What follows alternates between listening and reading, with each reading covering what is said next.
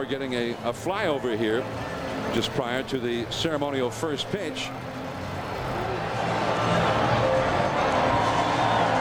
The 179th Airlift Wing of Mansfield and the 161st Fighter Wing of Terre Haute.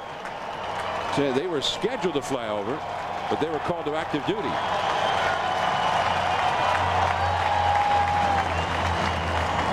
So this is the 179th Airlift Wing of Mansfield, which has been helping in the transportation of paratroopers as part of Operation Iraqi Freedom.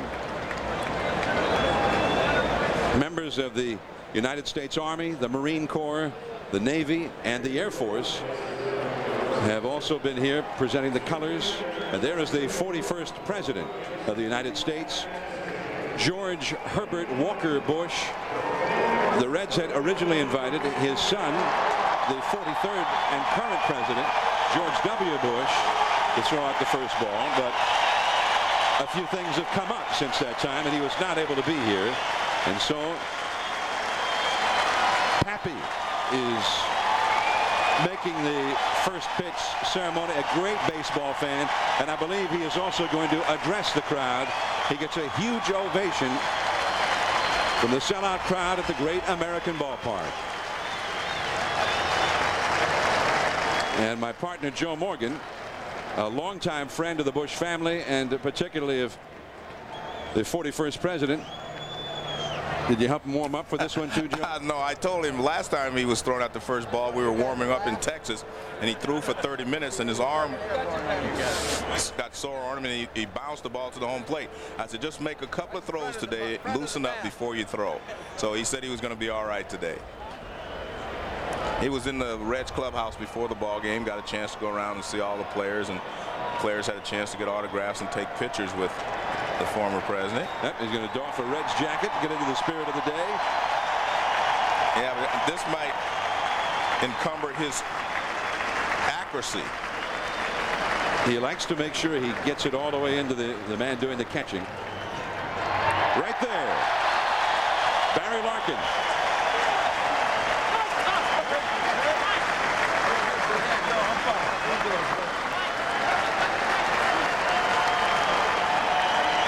And now he is going to come to the podium, and let's listen now. Former President George H.W. Bush. Let me say what an honor it is to be here today, off the bench, substituting for another guy you all know, the President of the United States of America.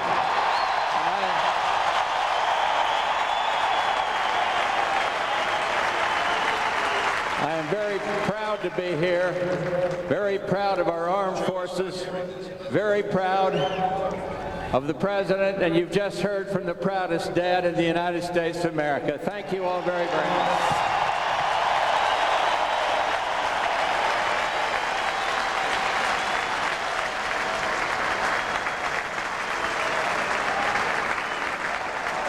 And congratulations to the 41st President, the former President of the United States, George H.W. Bush. He threw a strike.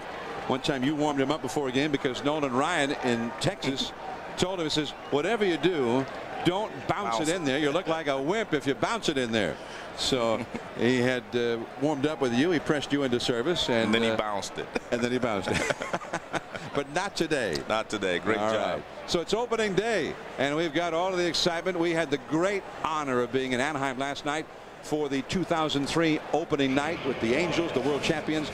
And now it is our distinct pleasure to be here in Cincinnati for the first official game in the brand new jewel here on the banks of the Ohio, the Great American Ballpark. And the Reds looking for a new era of Reds baseball. They've had some great eras, great talent over the years here, and they've got some great young talent, guys like Adam Dunn, Austin Kearns, Brandon Larson. But the guy that we're centering on today, and I think everybody in Cincinnati is centering on, is a guy who's been there many times before, trying to make a comeback now, Ken Griffey Jr. Well, John, all great players have a big ego. Ken Griffey has a big ego. His ego has been damaged. I mean, he feels like he's underrated now. In the past, we thought of him in terms of Barry Bonds, the Sammy Sosas, and all the great players. No longer is he mentioned with those guys. But I tell you what, when this season is over, I guarantee you we'll be talking about Ken Griffey in those terms again. I talked to him before the game. He's healthy. He feels great. He had a great spring. He said nothing can interfere with him having a great year this year. All right, so it'll be great to watch.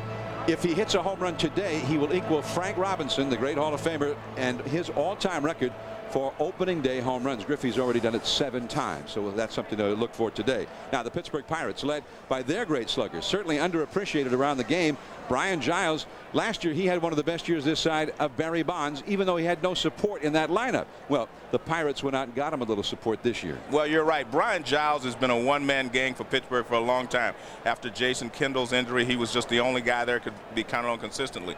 But they went out and they got Kenny Lofton to add to the top of the lineup. They got Reggie Sanders to add a bat. And they also added Randall Simon. I really like Randall Simon as well. But these 3 guys are going to make it a lot easier for Brian Giles to do what he does best, and that's drive in runs and perform great on the baseball field. I expect the Pirates to have a very fine season this year, John. All right, so the Pirates, one of our picks to be one of the dark horses this year, and we are going to have a long look at Great American Ballpark as well as bringing you this opening day game from Cincinnati. Stay tuned. The Home Depot is more than a store. It's a commitment to having the lowest possible prices every day, and not just a promise. It's the One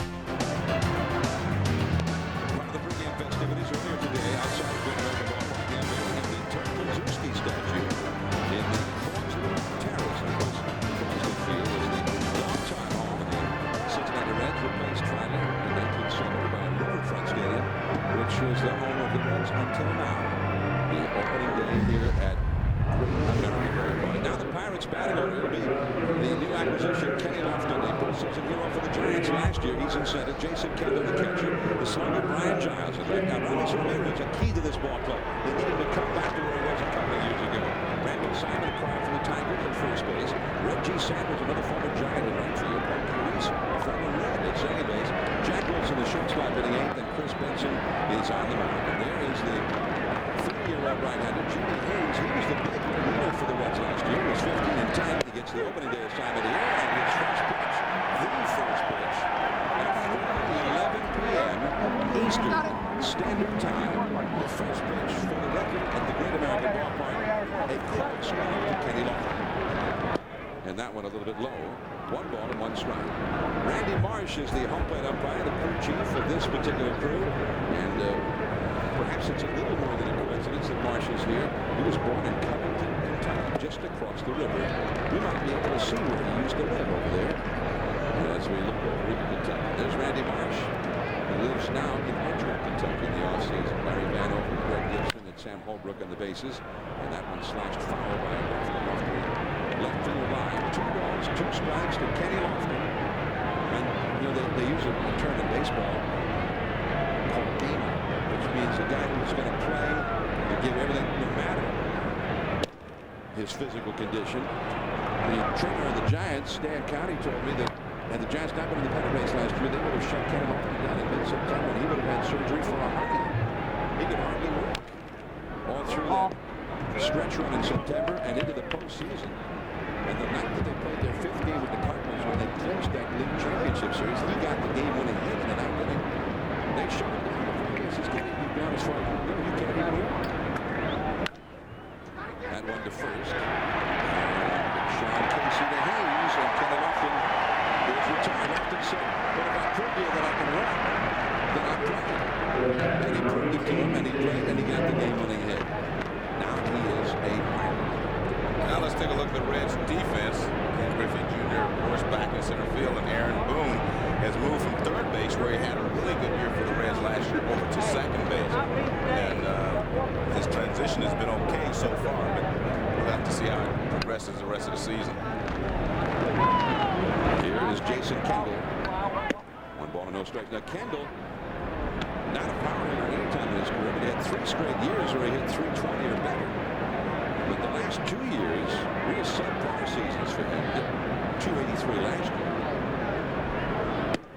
And I That's a called strike on the outside with a fastball, 1-1. Well, they found out this spring he had an eye test and he had astigmatism. They fitted him with contact lenses, and he hit .422 in the spring. Barry Larkin, the veteran, number 2. By the way, this Reds infield defense, probably all the way around, is fairly suspect. One thing that may work in their favor is that, based on the exhibition games they played here Friday and Saturday, the infield is very slow. Well, they've let the grass grow up higher than normal, but, you know, they may cut it after they see how this infield plays together. But Barry Larkin, I mean, you know, he's toward the end of his career. He doesn't have the range he had before. Here's Brian Giles, first ball swinging, a soaring pop-up. Larkin back in shallow left center, and that is the inning. They get rid of Giles on just a one pitch, an 11-pitch first inning for Jimmy Haynes. And now the Reds are coming up. Larkin, Boone, and Ken Griffey Jr. against Benson when we come back.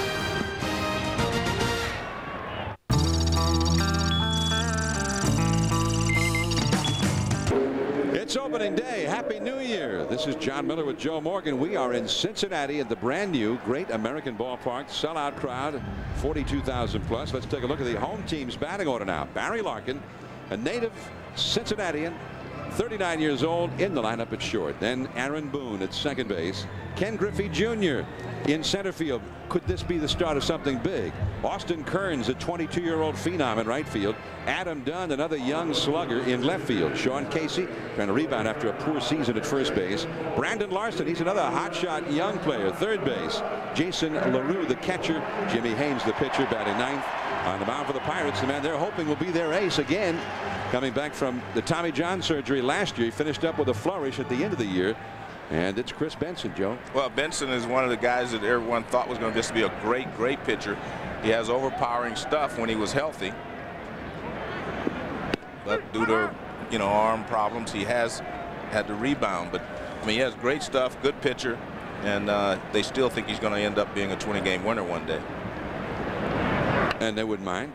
Lloyd McClendon, his manager, wouldn't mind if one day was this year. You know, this year, yeah. One strike to count. Slider into right field. And there's Reggie Sanders. And that is out number 1. Now, Sanders will add to this Pirates defense. He's a very good right fielder. Definitely. And they have a good middle infield, too. Jack Wilson at shortstop. And, of course, Pokey Reese has won a couple of Gold Gloves as a second baseman. So very good defense up the middle here for the Pirates. Yeah, they turn more double plays. That combination there most of the time. Wilson at short, Reese at second. They turn more double plays than any other middle infield in the National League last year. Here's Aaron Boone. Had a big year for homers last year. 26 homers, 87 RBI, but only a .241 average. Neither one of these ball clubs hit that well as a team last year, and both of them had a terrible time hitting in the clutch. The Reds had the worst success of any team in the league last year in those RBI situations, hitting only .231. Out into shallow center, Jack Wilson, the shortstop, and that is out number 2. Lofton was right in behind him. So now Ken Griffey Jr. to make his 2003 debut. And he got a great ovation when he was introduced to the crowd at the beginning of the ball game.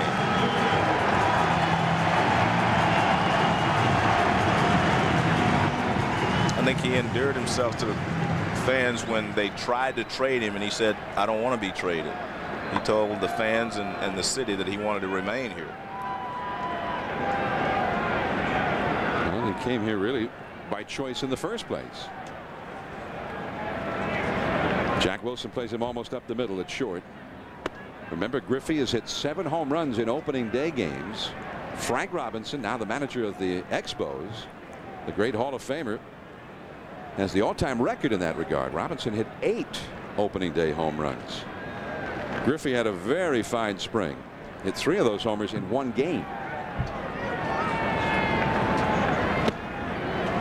Pretty good fastball right on the outside. 1 ball, 1 strike. Now the pitcher, Benson, is out in the sunshine and throwing right into the shadows. Now this is, you know, the time of the day. They will probably rarely start games at 4 o'clock, but this is the time of day that the hitters would have problems. Off the outside with a sinker. 2 balls and a strike. We have not yet had a base runner in this game.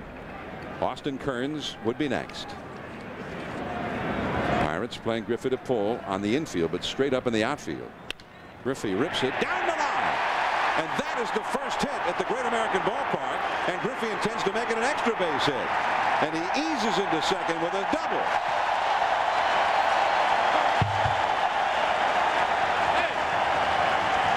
Actually, this is not a typical Ken Griffey swing. He actually rolls his top hand over. So it tells me that there was something off speed a little bit, because he usually extends so well on the ball, but he hit this one more with his hands than anything else. Yes, it's a changeup, and you can see he gets out in front a little bit, and he just kind of rolls his hands. Watch his top hand. See, he rolls his hands over, and that's not normally the way he hits it, but it was a changeup, so he pulled it down the line, and he gets extra bases. So, the first hit in the history of the Great American Ballpark is from a Cincinnati native, Ken Griffey Jr. Also the first extra base hit. Austin Kearns fouls one. 0-1 the count to Kearns. The Reds as a team just quit hitting the last 10 days of spring training. Austin Kearns was one of several of the Reds who had physical problems in the spring. He missed nearly 2 weeks after having some minor elbow surgery. He's only been back the last 10 days. Has not indicated really that he's at 100% yet. And that breaking ball, something off speed, in there for a strike. It's 0-2 to Kearns. Kearns came up during the season last year, and he just was playing great and was perhaps going to be the rookie of the year, but then he got hurt, pulled a hamstring in late August, and missed the rest of the year. 0-2 the count. Adam Dunn on deck. Griffey at second. Well, Benson makes short work of Austin Kearns. Griffey is stranded at second base. No score after 1 inning. Aramis Ramirez coming up. And he is much more comfortable returning to third base. Half swing by Edmonds. Could be a double play. Eric Young turns it, and they got him at first.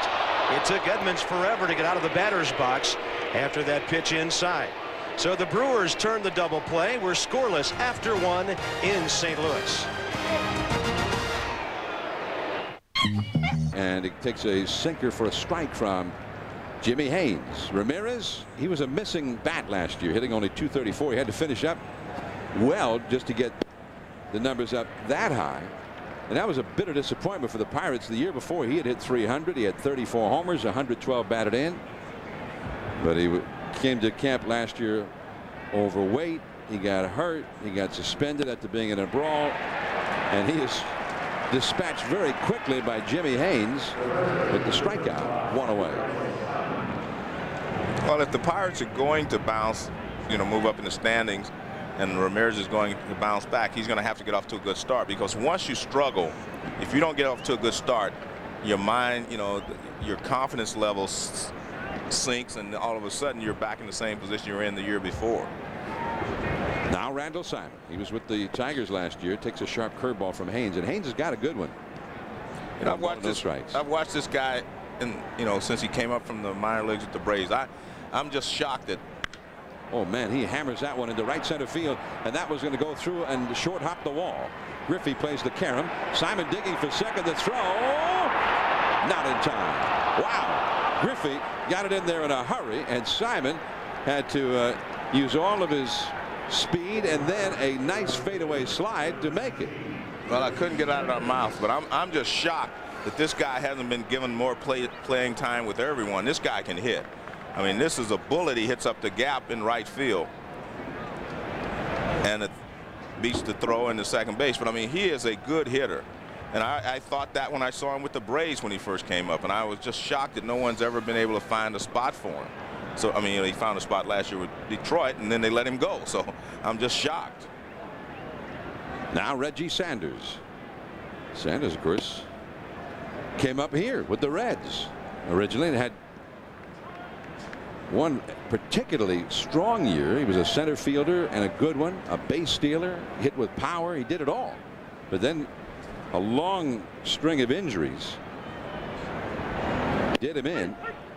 He ended up going with Arizona 1 year and went to the World Series, won the World Series, went to San Francisco the next year, went to the World Series again, although the Giants, of course, eventually succumbed in Game 7, and now he is with the Pirates. With the Reds from 1991 through 98, and more than half of his career home runs, and he's hit 218, were hit right here with the Reds. I was talking to Joe Nuxhall, the announcer for the Reds, and we were talking about Sanders, and he says, you know, this is the 5th team that Reggie's been with, and he was talking about the fact that when he first saw this guy, he thought he was just going to be one of the great superstars in the game, be very consistent.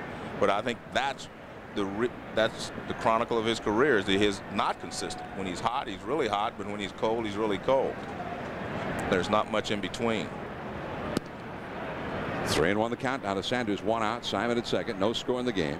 Pokey Reese is on deck. Well, you mentioned Joe Nuxhall, the old left-hander, routing third and heading home. Yeah, there he is. There's Nuxie. They have a statue that they're going to unveil sometime during the season. It's going to be part of the scene here at the Great American Ballpark. Nuxhall and Marty Brennaman. There's Marty on the left-hand side. Partners here for what? Forever. Ground ball foul. They've been partners, Joe, for so long here on the radio. They got their own bobbleheads coming out this season. Well, they're the only guys I've ever seen that have on the door it says Marty and Joe. I mean, that's the way on their box. Yeah. Doesn't say home radio booth. Exactly. It says Marty and Joe. Everything else says home, visiting, and whatever, but it says Marty and Joe. 3-2 the count to Reggie Sanders. That one is hit high in the air, deep into left center. Griffey going way back there, still going back, and that ball is the first home run in the Great American Ballpark. And the former Red, Reggie Sanders, is the man who hits it in his first at bat as a member of the Pittsburgh Pirates. So the Pirates lead 2-0. One thing about Reggie Sanders, even without the consistency that you would like, he still ends up with great numbers at the end of the year. I mean, even last year with the Giants, he would hit home runs, but he would drive in runs for them. It's a low fastball, and that's the one thing you can't do with Reggie Sanders, is throw him a low fastball. He has always been a great low fastball hitter. So a mistake there. Sanders takes advantage of it, and the ground ball up the middle by Pokey Reese, another former Red. So far, it's the guys who either were born here or used to play here who are celebrating in this new ballpark.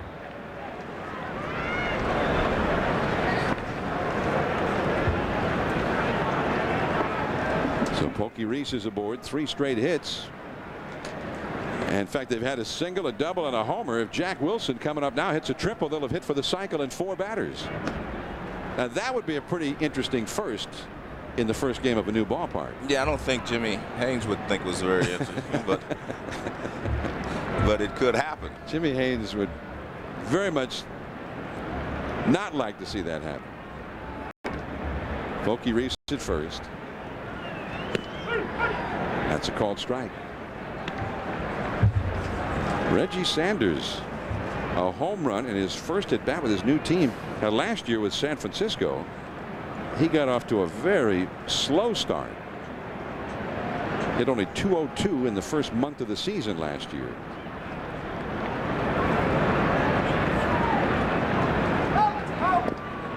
And that hard breaking ball down and away. 1 ball, 1 strike to Jack Wilson. Reggie Sanders, I guess, was one of the reasons that the Pirates eventually ended up signing Kenny Lofton. Sanders went out and recruited him. And finally a deal was made. There's Reese at first. Reese has got some pretty good speed. Jack Wilson. I don't know, Joe, that ball's going back out of play. The way he kind of pulled out of that ball, I think Jack Wilson was going for that triple. Well, I'll tell you what, he had a very good swing at it. He got the barrel out at front, and he just fouled it back. I think it was going to be more of a home run. He'd have to stop at third. Because he had a very good swing at that pitch. Going for the big fly. And they've had some good swings at Haynes in this inning.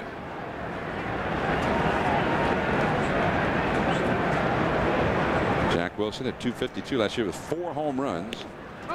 He got 7 home runs in his 2 years with the Pirates. He's a shortstop in the traditional mode, not the A-Rod, Cal Ripken, Nomar kind of a mode. He's in from the mode of you're in there for your glove and to turn double plays and to catch everything. And if you hit 250 or better, that's a plus. That sinker is low. 2 balls, 2 strikes. We've lost the sun, which at this point is probably not a bad thing for the hitters. Yeah. Panoramic look. They got a double deck out there in left field. I like that, Joe. I mean, when a guy really crushes one to left field, you hit that upper deck. Well, we'll be able to know how far he hit it. That's a little, gives a dimension to a home run. That's too low. Now, if you hit one a long way to right field down the line, I guess, I don't know if it's actually humanly possible, but it is theoretically possible you could hit one into the water. Yeah, it can bounce in it. I don't think you can fly it into the water. I read today that it was 580 feet from home plate to the Ohio River. Oh, that was close. And Sean Casey thought he had him, and he's going to get into the face of Larry Vanover. He's going to explain it to him, Joe. Well, he definitely had Pokey Reese leaning the wrong way. So he starts, and the throw was on the perfect side as well. But you can see it's a very close play. He did hit him on the elbow, and Vanover is saying that he got his hand back in. A little quicker tag needed there. Pretty good move there by excellent move by Haynes. And he threw the ball in the proper spot too. Pokey is running. No play at second. And Aaron Boone throws out Jack Wilson. Well, a good job there by Wilson because it was a hit and run. And he does put the ball in play. And they may have stayed out of the double play. Yeah. Well, that was the purpose, to stay out of double play. And he did so, but you know, I'm still wondering. Pokey Reese is also a guy that can steal bases, but that was definitely a hit and run because of the way that he took off. Now Chris Benson, who's not a bad hitter, considering that he's not a hitter. 1 ball to no strikes to Benson out of Clemson University, 28 years old now.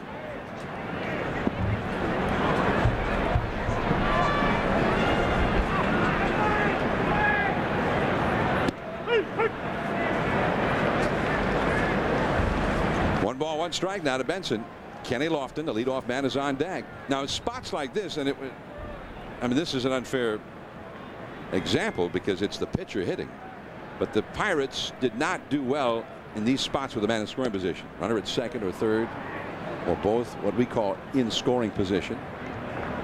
The Pirates hit only .235. I mean, the Reds were the worst as a team, and the Pirates were right next to them. Now, see that? Did you like that swing, Joe? I mean, he's a little late on it, but well, I mean, you know, most of the college guys that come out of college and they're good pitchers, they're also pretty good hitters. There's Lloyd McClendon, the manager of the Pittsburgh Pirates. Pirates improved by 10 or 12 games last year from the year before, even though they did not hit well at all. But they added a couple of pitchers who did a great job for them. Kip Wells and Josh Fogg. Mike Williams, their closer, had a great year, and Brian Giles, despite having almost no help in the lineup, himself had a great year. 2-0, the Pirates lead. Reggie Sanders with a 2-run homer here, and then now you've got Haynes showing a lot of respect here to Chris Benson. He's gone all the way to 3. Well, he walked him on 3-2. He went all the way to 4-2.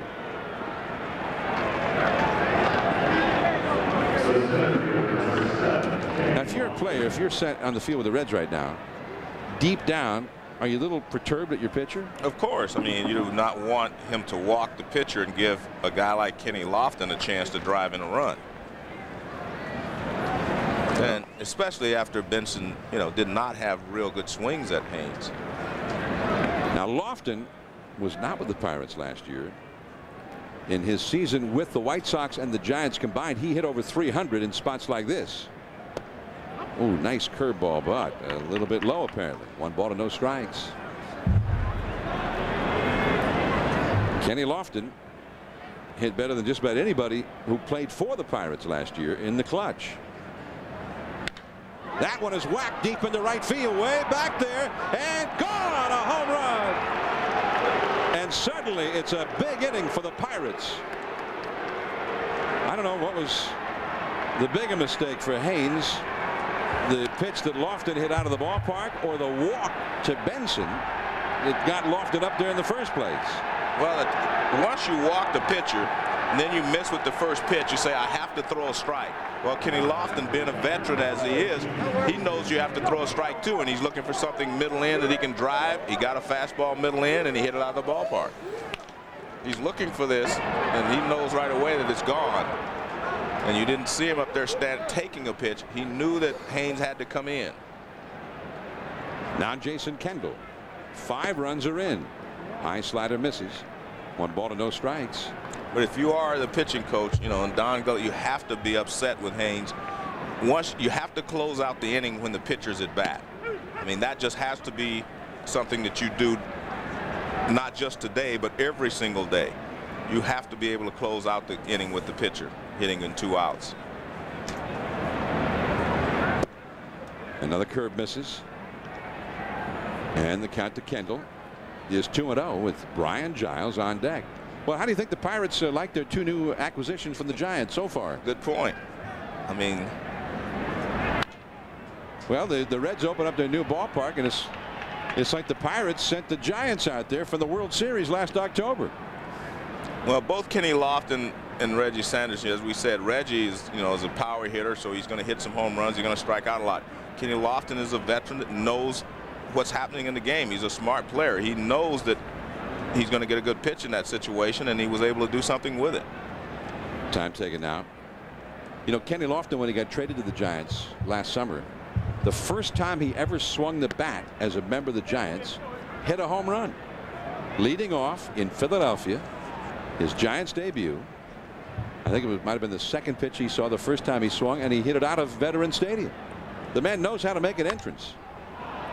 Kendall into deep right center. Griffey way back there, and that one is gone.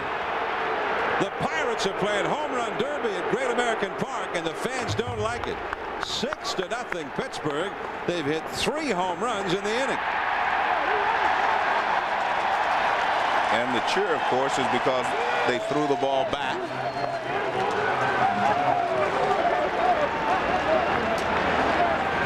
Well, the ball definitely travels well here in the daytime.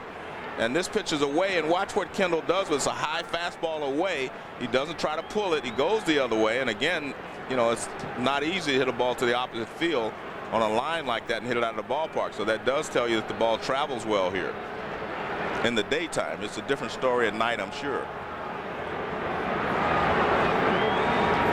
Well, the Buccos are having a great time here in this new yard. They love it.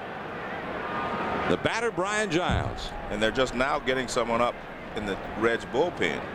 Now, the Pirates have just hit 3 homers in this inning. And for the first time in the inning, their big slugger comes out. Giles hadn't even batted yet in this inning. He takes a strike.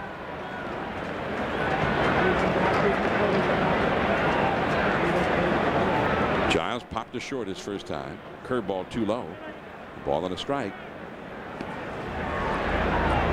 And when you've been roughed up as Haynes has, you try to make everything perfect from here on in, just trying to get out of the inning. Beautiful curveball. 1 ball and 2 strikes. Well, that was his 34th pitch of the inning. And remember, Joe, this inning started when he struck out Aramis Ramirez on 3 pitches. Now it's 6 runs later.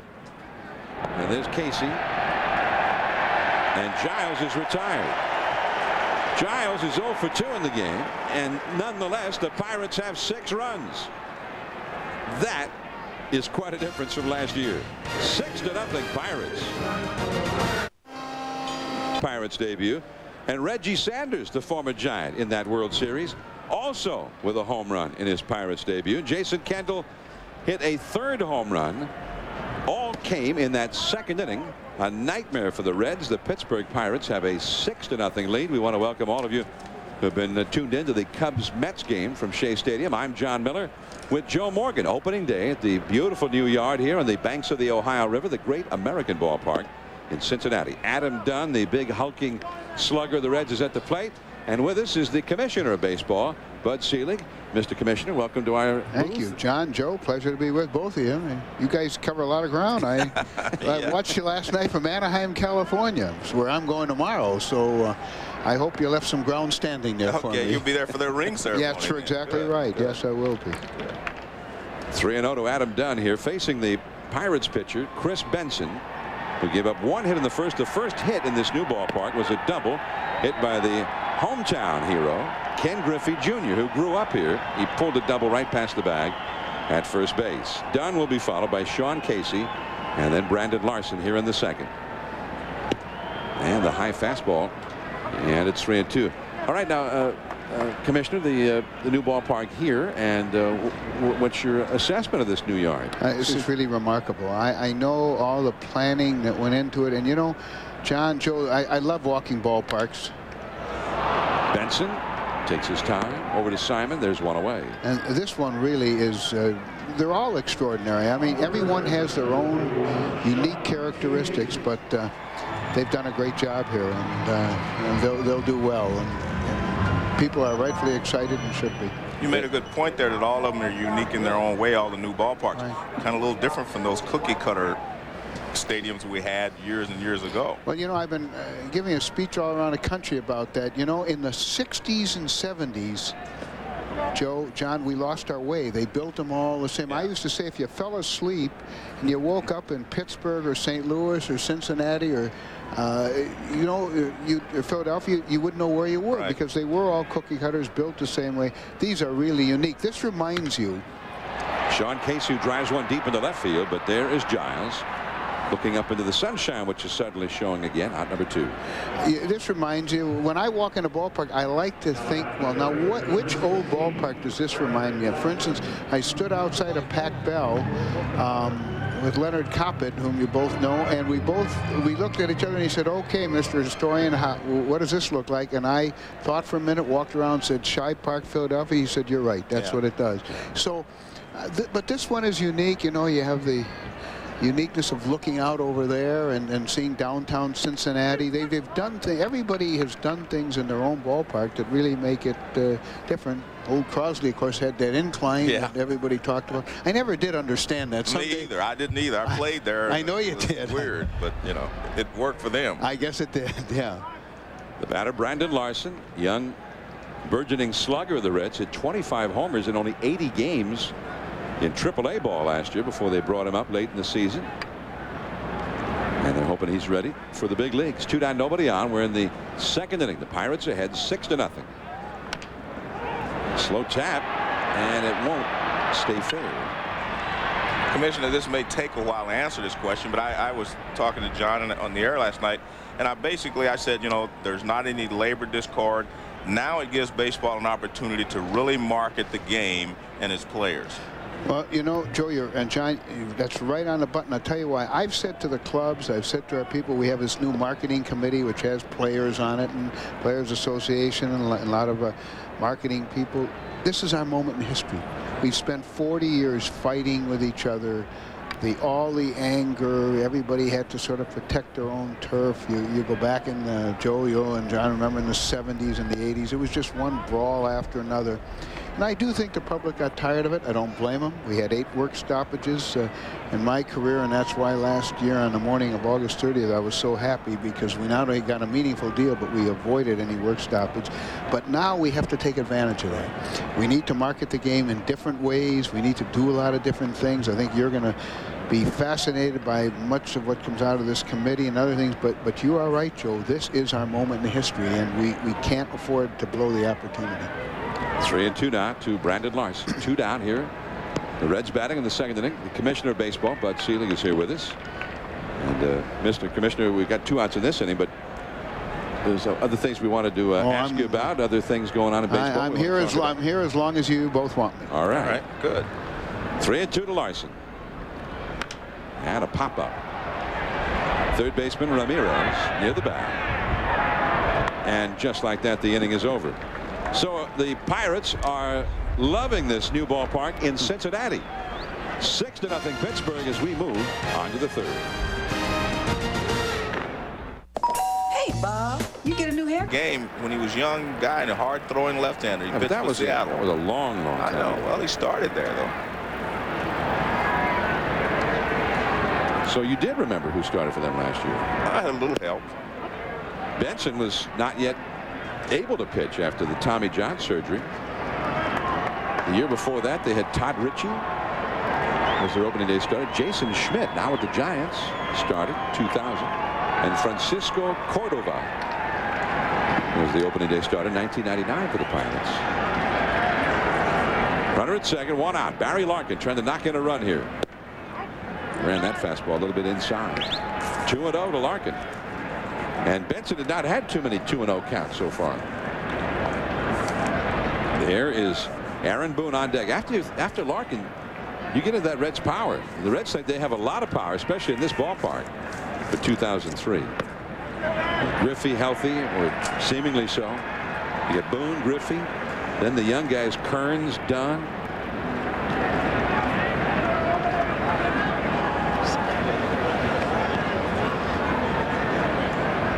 Keeping score. And ball 4. So Benson gets into some trouble here with Aaron Boone coming up and Griffey on deck. Well, when you have a 6-0 lead, the last thing you want to do is walk any hitter, and especially when you're getting to the middle of the order, as you mentioned. Well, now Boone could cut this lead in half. It's very early yet, too. I mean, the Reds, a couple of runs here, run there, and they're right back in this game. Only in the third inning. This ballpark measures 328 feet down the left field line, which is the same dimension to the left field foul pole as the old Crosley Field. Ooh, nice slider. 0-1 the count to Aaron Boone. It is 404 feet to straightaway center. And that is the old dimension of the old Riverfront Stadium to straightaway center before they altered the outfield dimensions to make way for the building of this ballpark. So they include a little bit of history of the old yards here. Pokey rings, and it bobbles and everybody's safe. I think he was trying to tag Larkin going by, and he ends up not getting anybody. Yeah, he tried to make too much out of that play, but he is a good second baseman, and he thought he could get the job done.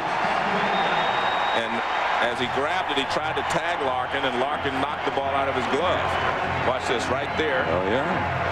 He's trying to do everything.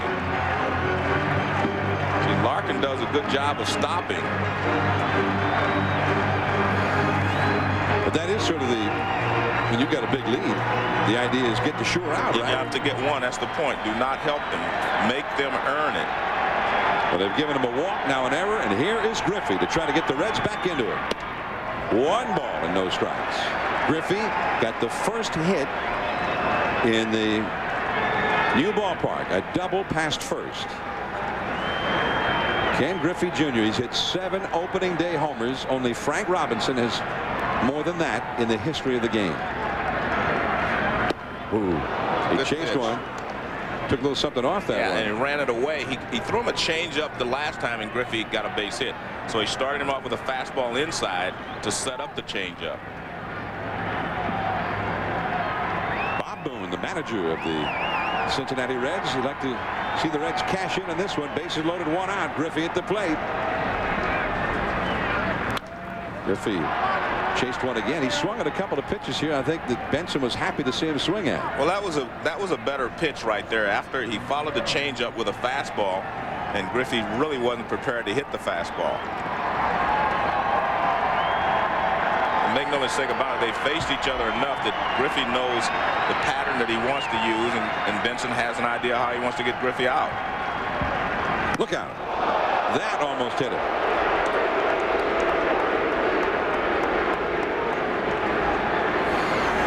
Well, it's another fastball. I think this is, again, he does this to set up the changeup. So if you're up there, you're looking for that changeup away now. Well, you can't look for it with 2 strikes, but you do have it in the back of your mind. 2-2 the count. Bases loaded. No, it was, well, the speed said it was a fastball, but it didn't look like a fastball to me, but it looked like it was a fastball down and away. I mean, the speed gun said it was. 2-2 the count. Well, now I think he's going to throw the changeup to that same spot he just threw that fastball. Well, I do think that he wants to get him out with the changeup. I mean, I think that's the pattern that he has probably had success with against Griffey in the past. 2-2. Although he hadn't had that much success against Griffey. He struck him out, and Griffey swung at a fastball up around his eyes. Well, he swung at 3 bad pitches in that sequence. And let's take a look at the entire at bat. Fastball in. Now here's a changeup down and away he swings at. Fastball he just kind of pokes at. Another one down and away, and then up and out of the strike zone.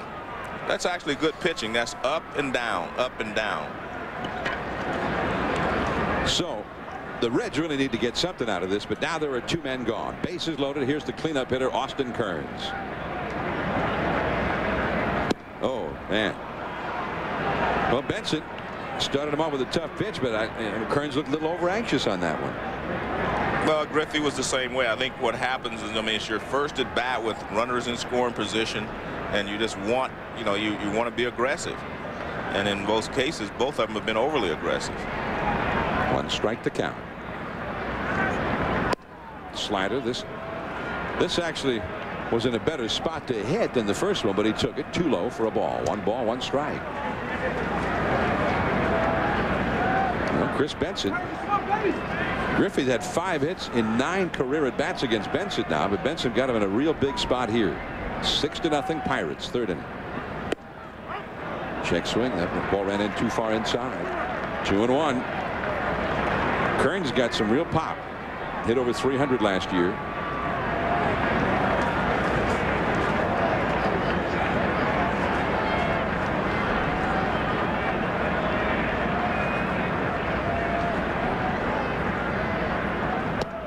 Another slider, and again low. Well, that's good patience this time by Kearns. I mean, Benson kept the ball just out of Griffey's zone, and he's done so with Kearns, but Kearns has been able to lay off those pitches. Kearns in that first pitch helped him out a little bit, but he has refused to do so since. Big pitch here with 3 men on, 2 men out. And a high pop-up coming over Randall Simon. He runs out of room. In amongst the spectators. Now it's a full count, 3-2. Well, he got the pitch that he should have been able to handle. He got the fastball 3-1, and he was just a little late on it. As a hitter, you work your way into a hitter's count, and then you try to do something, do some damage with that pitch. Well, he worked his way into a 3-1 count. He got the fastball, and he fouled away, because there's no guarantee that Benson will throw him another fastball here at 3-2. All 3 of the runners. Haynes at 3rd, Larkin at 2nd, Boone at 1st, ready to go. They run, and he has walked in a run.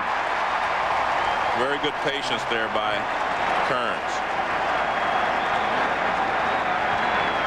So an unearned run because of the error by Pokey Reese, and Haynes, who got this started with a double, scores the first Reds run in the new ballpark. 6-1 now.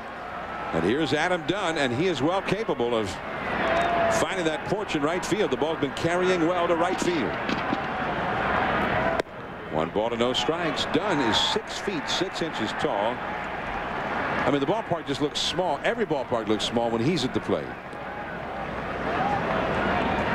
Kendall went out for a brief chat with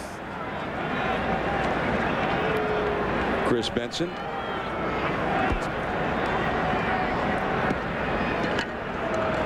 Spin Williams, the pitching coach, out there now. Opening hitters, Lloyd McClendon. McClendon, who does not have a contract in place for the following season. So he's one of those guys who may be on the hot seat. McClendon, who probably has the best assemblage of talent that he's had since he's been in Pittsburgh this year, at least on paper. And that's interesting because, as you said, he raised the level of wins last year. 3 men on, 2 men out. A check swing and a foul tip into the glove of Kendall. Well, the Reds that have been retired here have helped him out. And the ones that have been patient have gotten on base. Dunn was so patient last year that they thought oftentimes he was too patient. Too low. Dunn walked 128 times last year, his first full year in the big leagues. He walked so often last year that Bob Boone toyed with the idea in spring training of making him the leadoff man, just to get that high on base percentage at the top. Big pitch, 2-1. That ball is foul. And he helped him out again. You have to give Benson credit. He is not giving in to any of these hitters. He's forcing them to make a decision, and so far he's been able to get them to help him out. Ken Griffey Jr. swinging a couple of bad pitches, and Kern just swinging a couple of bad pitches. I mean, he's hardly been in the strike zone to any one of the last three hitters. 2-2, the 30th pitch of the inning, and that's a high, lazy fly. And a good pitch, fastball in on the hands. Reggie Sanders in right center, and the inning is over. And so for the Reds, the same old problem that plagued them all last year. No big hits when they need them the most. 0 for 3 with men in scoring position. 6-1 Pirates. But against him his last time. Boone. There's Gullett on the left side of the screen. They're all deep in discussion out there. The bullpen is quieter at the moment. And Haynes is due up 4th in the last half of this inning. And that's a called strike on the outside. You know, one thing, Joe, you were talking about starting pitchers in that first outing coming in from spring training. I mean, all through the spring, a pitcher builds up his endurance. You know, each start, you throw more pitches than the previous start. You stretch it out still further. You'd hate to have a pitcher, after building up his endurance through the spring, go into his first start and only throw 40 or 50 pitches because he got knocked out. Yeah. It'd be kind of a setback physically for him. Well, it's always a decision a manager has to make, you know, with a starting pitcher. Am I going to make sure he gets his work in, so to speak, or am I going to have to take him out early in the ball game? You want him to at least get some work in. Well, a hanging curveball too high to Kendall. Now that bullpen has started to work. You see the runners. That is Wilson at second and Lofton over at first.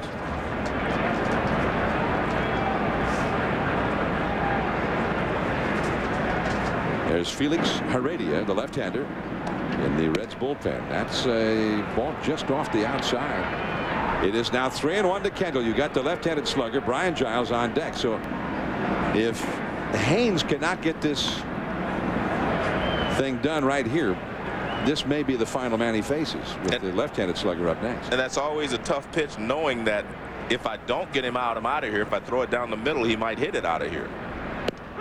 It's a strike, and Kendall did hit one out of here to right center, no less, back in the second inning. Kendall, and a lot of people with the Pirates think now that he's discovered he had the eye problem, and that's been taken care of with the contact lenses, that he might come back and have the year that you used to expect from him. You know, not a lot of home runs, but a 325, 330 kind of a batting average. That'd be huge. Right to Larkin. And the inning is over. So he gets through it. 2 men left. We go to the last of the 4th inning. Sean Casey, mighty Casey, coming up for the Reds. ESPN's Opening Day Baseball, presented by the Home Depot. Brought to you by Long Lasting Energizer. Do you have the bunny inside? And by the world's networking company, AT&T. 83K. John Miller and Joe Morgan with the opening day from Cincinnati. And that is the hitter's backdrop in center field. They've turned it into a restaurant out there. Indoors here at the Great American Ballpark. The Reds coming up down 6-1. Sean Casey takes a called strike. Joe Morgan, of course, a member of the fabled Big Red Machine Ball Club in the great days in Cincinnati back in the 70s. And one of his teammates, another Hall of Famer, has stopped in the booth now. Johnny Bench is here. John, welcome. Yeah, one of his childhood heroes. Pokey Reese throws out Sean Casey, and there's 108. Johnny Bench. All right, now, Joe, who was the best catcher Johnny Bench or Ivan Pudge Rodriguez? Johnny Bench. I've always said that. Who's the better throwing out base stealers? Oh, Johnny Bench was. No, but I mean, you have to remember, and this is something I'm going to tell this story, but a lot of people may not remember. When I first came here in '72, he threw the ball so hard to second base is unbelievable. Then he had a surgery. Had lung surgery. Yeah, and no one remembers that. But he still threw like 90% of what he did before. But the thing that they both have, and they're both very similar, and I've said this hundreds of times, they both had a great quick release, and they both had strong arms. And even when Johnny's arm was 90% of what it used to be, he was still in that range. And that's not just because he's sitting here. Brandon Larson drives one deep into center. Lofton going way back there at the wall, and he makes the catch right next to the Reds bullpen.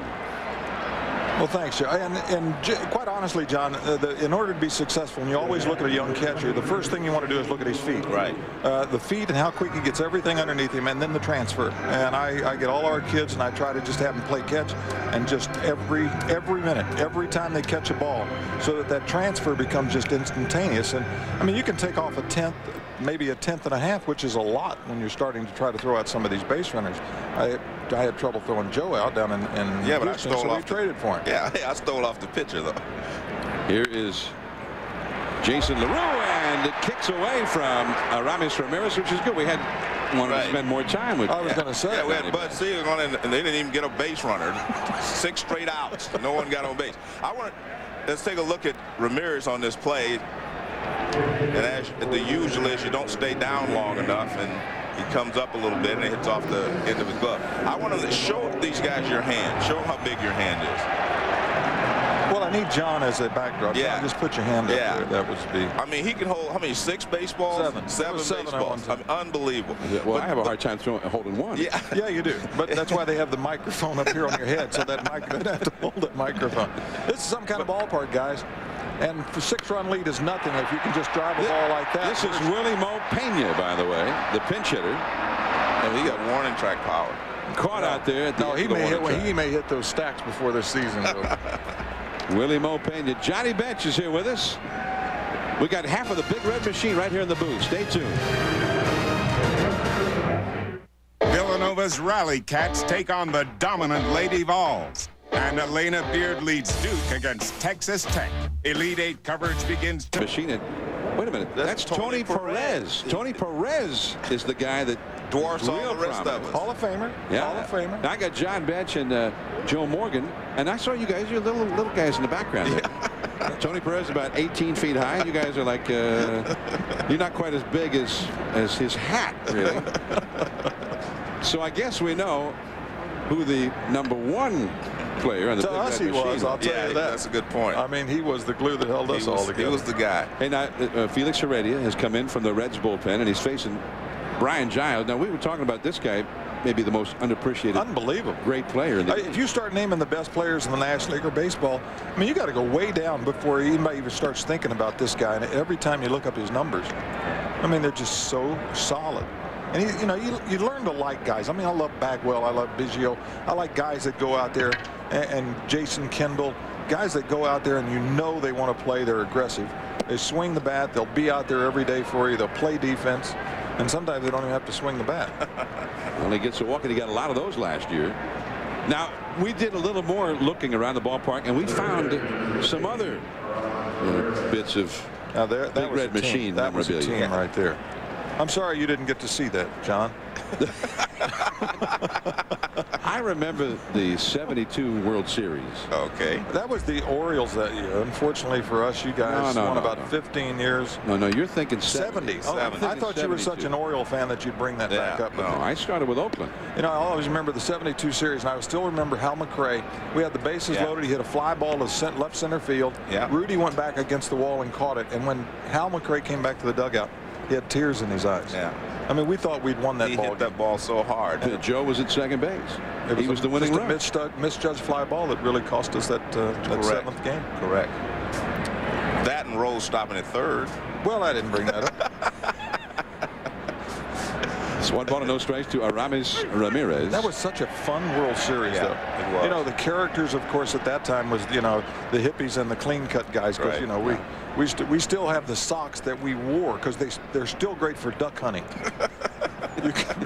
Well, in those days, the big fashion statement was to have the stirrups up real high. Yeah. Right. But the we had to Reds set an example. They didn't do that. No, we had to set an example, and then I would drive all around town, and every little league in town, the kids in town had their stirrups up to the back of their calves. Now here's we're seeing an image of Aaron Boone. Now he doesn't have stirrups. This is the red legs. Well, this is just stocking. Nobody has stirrups now. No, they don't. You could ask a player today and say the stirrups, and they're like, well, what are stirrups? The pair I have actually have white. They have a white sock with a red strip running up on both sides, so you don't have to mess with hanging them up, wearing the old sanitary hose. 3-1 now to Aramis Ramirez. Randall Simon on deck. Nobody out. Runner at first. Johnny Bench is here with us. Where you guys get tonight? I mean, you know, you flew in from last night. You got to have the deal, but it's still opening day. Opening day excitement. Somewhere, really. Yeah, I mean, it's just the excitement of it. Yeah. You know, we're very insecure as broadcasters. If ESPN's doing a game, we want to do it. Yeah. We don't want to have somebody else doing that game. That's a base hit for Ramirez. Well, you're doing a heck of a job of keeping a lot of us out of work, I'll tell you that. You could have stayed in Anaheim. We'd have been perfectly happy just to sit up here in this booth and just say, oh, there's a base hit left field. You know, Harry had to be loving it today, you know. The Cubs won 15-2. I mean, they got that Glavine guy out of there. And then that Maddox guy, he got roughed up too. You know, Harry said, you know, you do me better than I do. Both of you guys are. Johnny Bench, you and Harry Carey. Yeah, but you and John Miller, I tell people I get to work with all the greats when I work with John Miller because he can imitate them all. Well, he does Scully. I mean, I know he does Harry, and I got that out before he did, but you do Scully. Yeah. I mean, just perfect. That's all in the past now. Farmer's John Martin. Now I defer to you for all the impressions. Not me. I can't. That's the only one I do. And I, you know, well, I could do President Bush. I mean, you wanted to go out there and give him hand signs that he would do it. What a great man. Yeah, and the way he handled that today, that was so special. Here's Randall Simon, the new Pirate from the Tigers. He hit a double in his first Pirates at bat. Then he popped out in the third inning, 1 for 2. You mentioned the Hall of Fame. We wanted to talk some baseball with you. This is baseball. Everybody can see baseball. That's why they buy a TV. We talk about stuff that has pertinence to it. You know, like Bob Uecker going into the Hall of Fame. Can you imagine him really in the front row? I can do Uecker, but I won't. But go ahead, John. What about the Hall of Fame? Uecker, I love. I'm happy for Uecker because I think that Ford Frick Award, a guy doing local baseball. Now Uecker, of course, is known nationally, but in Milwaukee, the Brewers and the Brewers fans love him. Yeah. I mean, they want him doing Brewers games, and I think that should be the definition of that award. I mean, he deserves that award. They asked him what his greatest thrills were, his greatest memories as a big league player, and he said he had 2 great memories. One, he got an intentional walk from Sandy Koufax, and number 2, he got out of a rundown against the Mets. I cannot take him. I mean, I cannot sit in a room with him. I mean, just sitting on the couch. And he was the only one that broke up Johnny Carson just day after day. Well, he is that way, though. I mean, that's his personality. Yeah, the Hall of Fame. Speaking of that, Joe, I was very disappointed Ron Santo. Yes, I was disappointed in a lot of guys. Votes, and yeah, a lot of guys. I'm still a little shocked, but I mean, I actually thought the first guy that would go in would have been Marvin Miller, and then Ron Santo and some of these guys. But it is kind of interesting. I don't know. Excuse me, guys, just 1 second. You want to set the scene? Reds have some activity going in their bullpen. Okay, go ahead. It's a right-hander. There he is, Scott Sullivan, number 56, up in the bullpen. He'll be up about 106 times this year. Heredia already in trouble. He walked Giles and gave up a hit to Ramirez. 2-2 the count to Simon, with the Pirates already leading 6-1 here in the 5th inning. Along the left field line, and there is Dunn. In foul ground, he caught it. Throws in behind Giles at second base. Giles back to the bag. Now, what about these guys? Adam Dunn, Austin Kearns, Brandon Larson, and Griffey. I mean, are they going to hit a lot of home runs? Is this going to be a good offensive As soon as they can walk the walk. These guys are, I mean, I bought season tickets, which I've had for 29 years now, But I come to see these guys play. I see Brandon Larson, who's got a chance of hitting 25 or 30 home runs. I see Austin Kearns. I see, this is a guy that can hit 300 and hit 30 home runs. And I see Adam Dunn, who has not even scratched the surface and doesn't understand that every pitch he could be hitting it in that river out there. And you got Junior, who's probably in the best shape that he's ever been in. And here we are with a pitching change. Yeah. And I wonder why that happened. But when you say they don't walk the walk, what do you mean? They do not have the inner conceit. I called it inner conceit when I was 18